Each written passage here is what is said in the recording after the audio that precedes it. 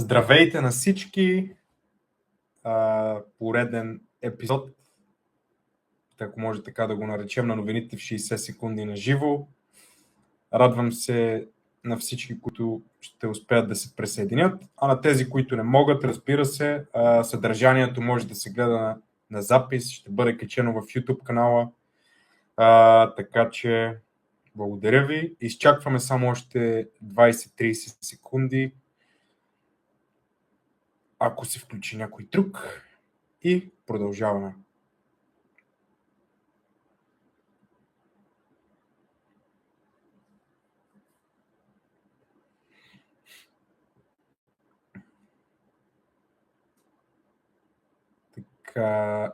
Това мисля, че е достатъчно. Нека да не губим време.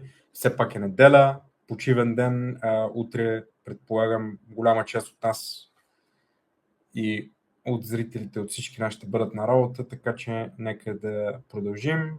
Пак здравейте на всички, на тези, които се включват сега. Благодаря ви, че продължавате да следвате новините в 60 секунди, да се интересувате от нашето съдържание. Ние ще продължаваме да работим, но имаме нужда от вас да подкрепяте, да споделяте в Instagram, Facebook, YouTube, да давате харесвания, за да може ние да продължим напред заедно, смело и в голяма бройка. Радвам се, че все пак виждам зрители, успяли са, макар и в големия сняг, да се присъединят днес. Тази вечер това, върху което ще говорим и ще обсъждаме, е естествено анализ на политическата седмица в България. Имаше така много важни събития. Аз съм се справил на 3 ключови теми, защото имаме все пак определено време. Първото, естествено, е интервюто на Румен Радев в предаването на БНТ Панорама. Ще направим анализ, какво е казано, какво не е казано, какво може би липсва, но какво всъщност може да извлечем от това негово интервю. Второ, нещо, което ще обсъждаме, също много важна тема, това е процесът по избор на служебен министър-председател. Това към Миляна Йотова, сегашният президент, ще трябва да направи следващата седмица. Кандидатите вече са ясни. Преди няколко минути или часа също видях и новина, че тя ще започне да обсъжда тези кандидати с партийните групи, като това ще започне във вторник. Информация точно с кои, кога и как не е ясно, но предполагам, че това ще бъде приключено до следващата седмица. Дано този процес не отнема много време, защото все пак е важно да се избере както и служебен министър-председател, а след това и дата за избори, тъй като времето си върви. Знам, че все още сме 1 февруари, началото на февруари, но ако искаме избори към края на март, трябва в скоро време това решение да бъде взето. И третата тема днес, която ще дискутираме, е решението на парламента за ограничаване на изборните секции извън Европейския съюз. Както знаете, макар че това се случи доста тихо, секциите бяха намалени до 20 в страни извън Европейския съюз. Може да почваме. Както винаги, няма никаква политическа агитация тук. Няма никакво абсолютно на този етап партийно участие, спонсориране и така нататък. Просто ще говорим с факти, анализ и ще погледнем в контекста на тази информация. Нека се върнем директно към първата тема тогава. Това е и интервюто на Румен Радев в Панорама. Може да кажем, че това е може би най-важното му публично участие след края на президентския му мандат. Ние не сме го виждали никъде другите. Естествено, видяхме го за последно, може би така да кажем, на високо публично ниво, когато той подаваше оставката си, но след това не е имало други участия. Все пак, той е говорил много като държавен глава в миналото, но едно е да си държавен глава, едно е да си президент, друго е да си бъдеш политически фактор, част от бойното политическо поле, ако може така да се изразим. Няколко неща станаха ясни, други станаха неясни. Значи, това, което може да си кажем, е, че стана ясно, е, че Радев ще прави партия. Това ще бъде със сигурност. Това е 100% сигурно политическо изявление. Важно е да отбележим контекста, че все пак българската политическа система е силно фрагментирана. Един нов политически проект, особено с висока разпознаваемост като Румен Радев, може да има потенциал, но може и да потъне много бързо, така че всичко е възможно. Той все пак каза, че партията ще бъде създадена след изборите, което означава, че на предстоящите сега избори той или ще вземе като лиценза на някоя малка партия, или ще се коалира с някой. Това все още не е ясно. Имаше миналата седмица излезе информация за партия, която се казва Нашата България, че е била сформирана и беше първоначално свързана с Румен Радев. Неговия екип отхвърли тази информация, каза, че няма такова нещо, така че все пак продължаваме да следим и да чакаме. Ще има много спекулации, докато Радев не потвърди това. Имаше други спекулации също на този етап, че Цветанов и негови хора работят заедно с Румен Радев. После това беше отхвърлено пак от екипа на Радев, макар че има и друга информация, че хора на Цветанов и Радев са се срещали. Нищо не може да кажем, макар че Радев потвърди, че ще участва в изборите, че ще прави своя партия, свой проект. Той не представи нищо категорично и не представи проблем, защото докато това не е представено, нищо не е ясно. Той не обяви никакви имена, не беше говорено за структура, финансиране и това означава, че може би аз си мисля, че процесът е в изграждане, а не е готов, макар че чуваме от много други анализатори, медии и така нататък, че той има много време да се приготви, но самият той каза, че не е приготвил нищо такова, докато е бил президент. Сега това дали е вярно, дали не е вярно, не знаем, но на мен ми се струва от тази несигурност, че всичко е в проект на изграждане, не е готово и може би затова има и толкова несигурност. Ако беше готов, не знам защо ще го крия, но да. Така по този въпрос, може би аз си мисля, че трябваше това да бъде казано без значение, част от зрителите, дали подкрепяме, дали не подкрепяме, дали подкрепяте, дали не подкрепяте Радев. Според мен той беше така доста докато беше президент, се изразяваше доста по-силно, доста по-конкретно, докато това не е точно така. Трябва скоро те да излезнат с някаква крайна ултиматум. Те казаха, че естествено по закон имат право това да се обяви един месец преди изборите, което е вярно, но аз не знам във време и толкова много информация, толкова много медии и така нататък, дали това е правилният ход. В миналото все пак знаем, че и други хора се залагали на такава стратегия.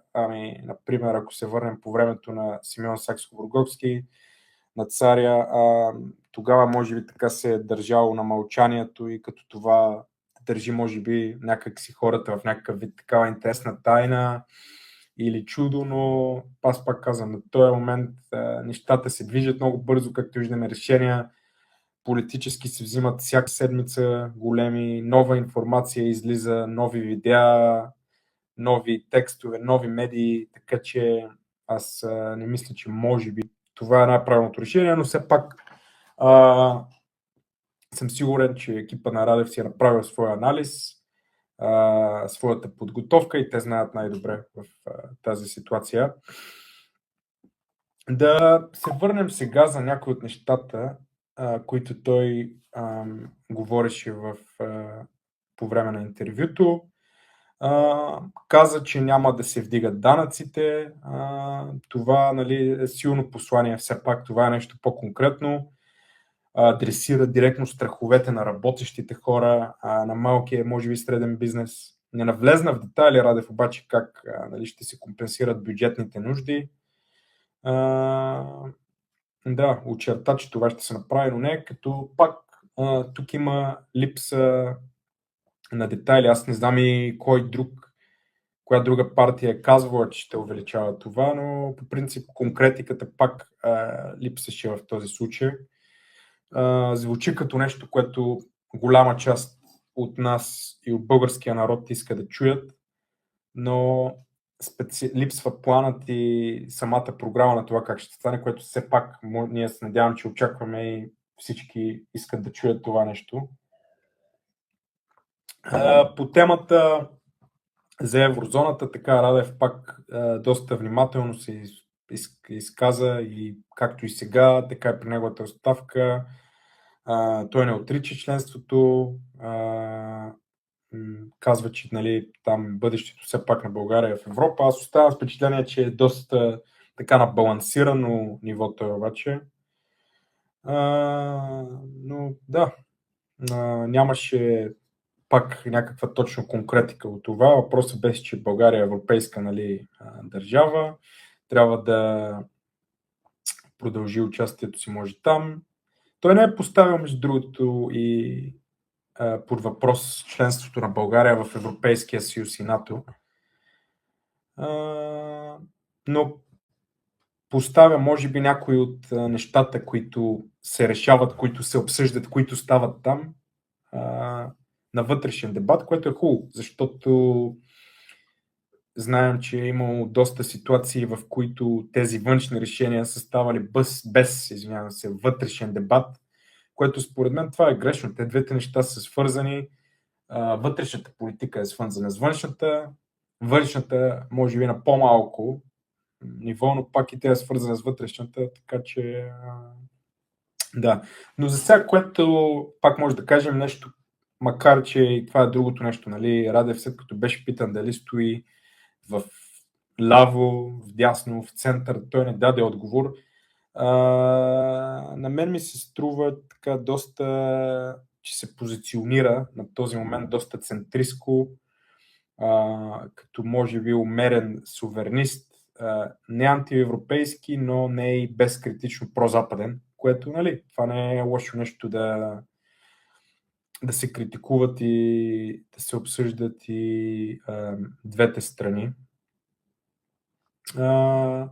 Тази позиция обаче все пак, макар че нали, някои хора може да я подкрепят, други не, но тя носи и риск, защото може да я тълкуваме и като колебание, което в международните отношения знаем, че не е хубаво един човек да е колеблив или чудещ се. Така че да, нали, това горе-долу пак взехме някакъв отговор, но не е детайлен. Но нали, най-важното, което все пак да се върнем на това, че най-важното в интервюто не беше казано, няма краен срок, не бяха казани партньори, не беше представен политически екип, което пак значи, че Радев конструктира проекта си. Много е важно, според мен, кои са партньорите. Той каза, че ако има някакви съмнения за тях, те ще бъдат отстранявани, но много лесно може самите партньори да го хлъзнат или някой друг да внедри хора в неговия проект, които също биха го хлъзнали. Така че да, по другите въпроси така беше интересно също, че Радев си държи отворени вратички може да кажем, с всички партии. На въпроса дали бе се коалирал с ГЕРБ, ако има нужда от 160 депутата, за да може да направи промени по Конституцията, той не го отрече, което нали, за доста хора просто може би ще дойде като шок. Не отрече, с никой не отрече. Другото, което така може да споменем от тази гледна точка е, че не бяха назовавани имена. Значи, Радев, докато беше президент, поименно, нали, се споменаваха имена на хора и че те са мафията, докато в интервюто в Панорама чухме на няколко пъти олигархията, но без да бъдат споменавани имена. Аз не съм сигурен дали има някаква причина това или просто иска да замени вместо да изрежда всички по един с олигархия, нямам идея, но пак се зададе може би няколко въпросителни.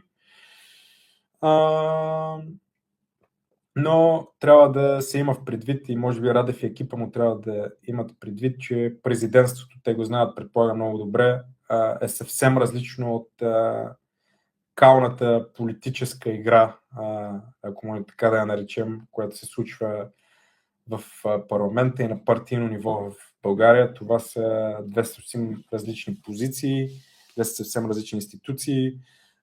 Щом Радев така е решил да стъпи от тази най-висока позиция, може би като държавен глава, той трябва да почне да дава по-конкретни отговори и по-детайлна програма, защото на този етап има доста въпросителни. Аз чух някои други анализатори, някои казваха, че ще спечели от РАС 120 депутатски места и даже 121. Други казват, че ще му е трудно. Аз не съм сигурен на този етап. Мисля, че без детайлна програма поне моето мнение, докато тя не е представена, е абсолютно невъзможно да говорим за цялостно мнозинство. За първо място, нали, не отричам дори на този етап, но трябва да си тази програма. Просто без нея може само да правим загадки и да гадаем. Надявам се, че така и той ще продължи да участва в повече интервюта, ще участва и в други медии, защото на този етап не сме видяли това. И ако, нали, те се броят на пръстите на едната ръка, според мен това също не е достатъчно, няма да даде достатъчни отговори и да видим дали има последствие в това, което бъде казвано. Така че да, това е страшно много важно. Ако той иска да бъде активен политически играч, трябва да почне да подготвя следващите си ходове и да ги планира. Защото, както казахме в предишния епизод, ако изключим и Радев, това е проблема на много голяма част от останалите партии и на това как българската държава се развива през последните години, че няма план. Когато нещо се счупи, се строи ново. Когато нещо падне, се опитаме да го изправим. Когато вече няма, нали, на къде да бягаме, на къде да, какво да правим, се фърляме и тогава правим протести. Така че трябва да се мисли в тази насока. Аз имам въпрос, виждам в чата от Иван Бурбатов. Подкрепяш ли Радев? Не. Т.е. не искам да излизам с това, че го подкрепям или не го подкрепям. Тук просто правим в момента анализ, анализираме неговото участие специално в Панорама, какво липсва, какво е казано, какво не е казано. Това не става въпрос и не искам това да бъде дали аз го подкрепям или не го подкрепям. Това е без значение, мисля, на този етап. Искаме просто да видим какво е липсвало и какво не е липсвало. Просто един чист анализ правим. Добре, ако има някакви други въпроси, може да задавате в чата. Ще се върнем към тях. Сега да минем и към следващата тема. Служебен министър-председател. Тази седмица видяхме президентът Илияна Йотова се среща с кандидатите за министър-председатели, за служебни министър-председатели, така да уточним. Интересното беше, че то стана като и то голяма битка над превара. Всеки иска парче от пая от баницата. 5 човека са готови да поемат отговорност. Аз не знам вие как сте очаквали това нещо, аз лично не очаквах. Имах си в главата, може би 2 човека, че ще бъдат, но 5 отговора за да, не сме чули. Все пак Нека ги споменем. Андрей Гюров, както знаем, той е подуправител на Българската народна банка. Мария Филипова, заместник омбудсман. Димитър Главчев, който е председател на Сметната палата и той е бил на този пост до сега даже повече от един път. И Маргарита Николова и Силвия Къдрева, които са зам-председатели на Сметната палата. Всички идват от така големи български институции, но тук трябва да споменем, че все пак доста от тези хора са обвързани с партии. Имат, може би, дори да не е пряка, макар че тя си е била пряка при много от тях, както Андрей Гюров, който има политическо минало, обвързаност. Това, нали, все пак той взема много висока позиция в БНВ. Това му дава експертен авторитет, но поставя някои въпроси за политическата неутралност. За Мария Филипова също се появиха такива въпроси, което пак нали, подставя това въпрос. Другото, което е мое мнение, е, че все пак тя идва от институцията на омбудсмана, която трябва да защитава гражданите и това е социално чувствителен профил според мен. Не съм сигурен, че трябва да управленски достъп да се давате. Нямат и управленски опит. Нали, каза, че има 15 години опит в администрацията, но сега не знам, според мен има много хора, които имат 15-20 години опит в администрацията. Това не означава, че имат управленски кои лидерски качества или опит. Пак освен да изключим и ако има партийни предпочитания. Димитър Главчев и неговите заместници. Те са аспект от държавата. Димитър Главчев е бил на тази длъжност няколко пъти преди това. Аз мисля, че личното мнение, че е хубаво да се даде шанси на някой, който не е служил. Може би, нали, предимството на това, че той е бил някой си каже, че има опит, но според мен не е целта, като виждаме колко често ние тук имаме предсрочни избори и не изключваме, че това ще стане след тези избори, нали, са един и същ човек пак да бъде назначаван. Не съм сигурен доколко е правилно. Но това ще се мисли следващата седмица. Това, че нали, всички са казали да, не означава, че автоматично някой от тях ще назначим. Както знаем, Йотова ще дискутира това с партийните лидери, започващо от вторник. Имаме вече информация за това нещо. Така че нека да изчакаме другата седмица да видим. Надявам се, че няма те да се бавят много из решението си, защото все пак трябва да се назначи, трябва да утвърдим и да назначим и дата за следващите избори. Вече сме 1 февруари, времето си тече, така че аз мисля, че колкото по-добре те станат, толкова по-добре, колкото по-бързо датата е назначена. Все пак нали, няма да не съм привърженик на идеята, че трябва да я направим другата седмица, което то законно не е възможно, нали, метафорично в най-големия сняг. Края на март, началото на април е напълно подходящо и удобно време в повечето случаи и метеорологически, така че да. Така, да видим към въпросите в чата. Кой е най-добрият кандидат за служебен премиер?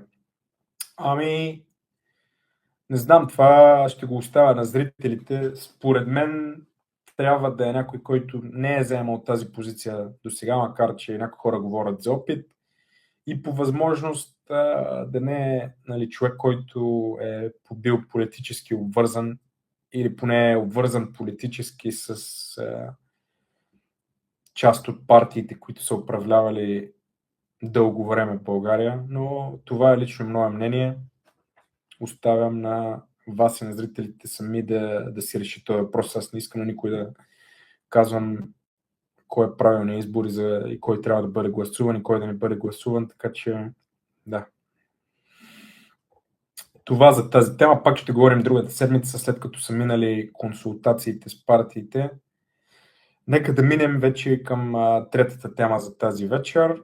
това е решението на парламента да ограничи изборните секции извън Европейския съюз до 20 на държава. На първи поглед, нали, ако много хора не помислят задълбочено или не са заинтересовани и така не са следяли тази тема, те ще си кажат, че това изглежда техническо. Всъщност, обаче, това ще има сериозни политически, демократични и символни последствия. Затова това според мен струва да бъде разгледано, анализирано спокойно и подробно. Това е много важно нещо. Фактите са такива, значи в страните извън Европейския съюз секциите за гласуване се ограничават до максимум 20. Това е в абсолютно всички държави, които са в Европейския съюз. Основно това ще засегне, разбира се, Турция, САЩ, Канада, Великобритания, както и други страни, нали, с големи български общности извън ЕС, аз съм сигурен, Австралия и така нататък. Привържениците, така да го кажем, които гласуваха за това решение, тяхните аргументи са, че това ще има контрол, по-добра организация, по-малък риск от нарушения и другото е административен капацитет. Те, нали, казват, че това изисква много повече логистика, персонални средства. Не е проблем тези средства да бъдат използвани за други неща, но за това виждаме огромен проблем.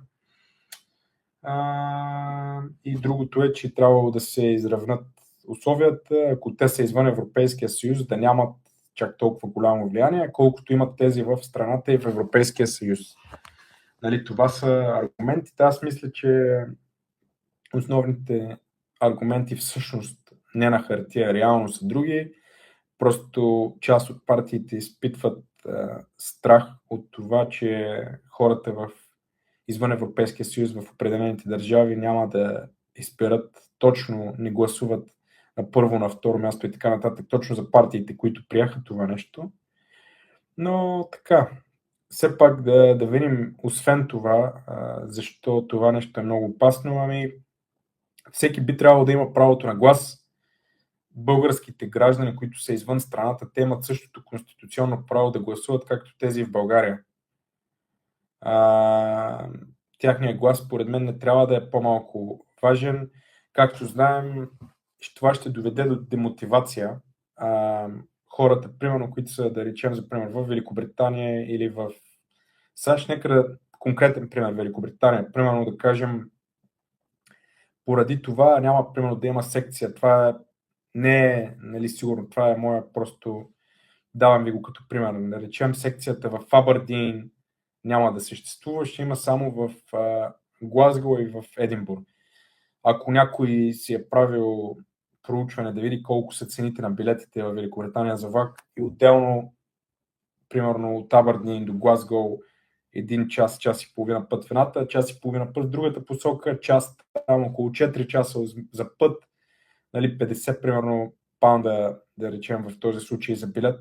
Това ще мотивира хората да гласуват. В САЩ пък са още по-големи разстоянията. Така че, да.